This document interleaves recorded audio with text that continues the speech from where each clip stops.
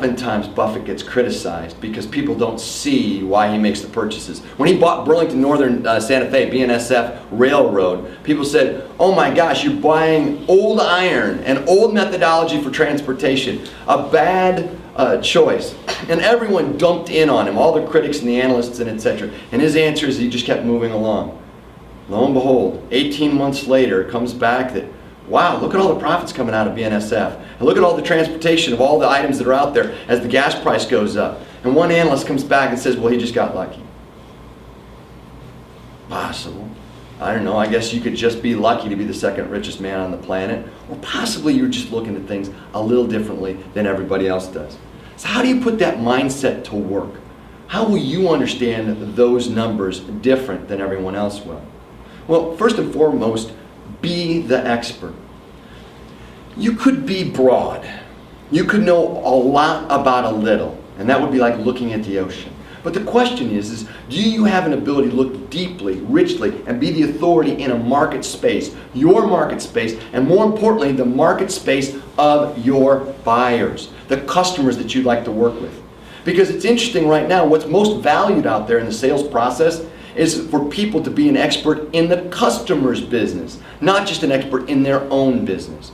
And because they need to be an expert in that customer's business, they have to drill richly. It's funny, one of the things that Buffett was asked when people come to him and say, you know, what's your secret? What's your technique? When he speaks at universities. And he comes back with one of those simple, makes sense ideas and answers. Research, research, research. He spends more than 90% of his day reading.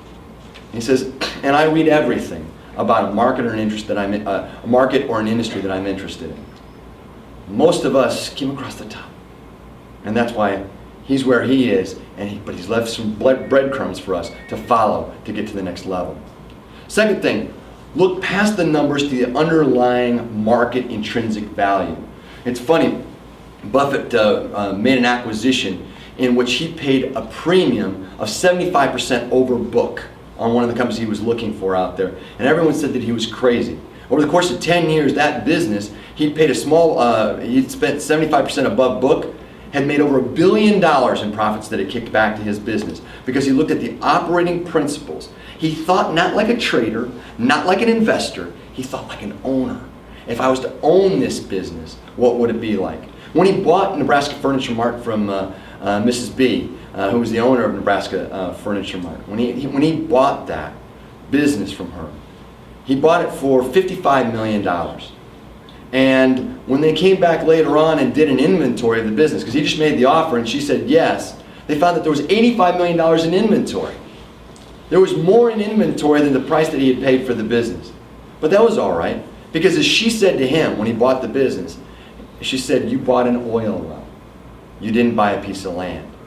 And that's what one's looking for, an owner who sells to a client that will produce revenue for them for years and years and years, is the idea and the opportunity to buy an oil well, not to buy a piece of land. And the third thing is that if you're going to do the land or the oil well, make certain that you've done all the investigation, all the homework, and all the research to understand what you're really getting into.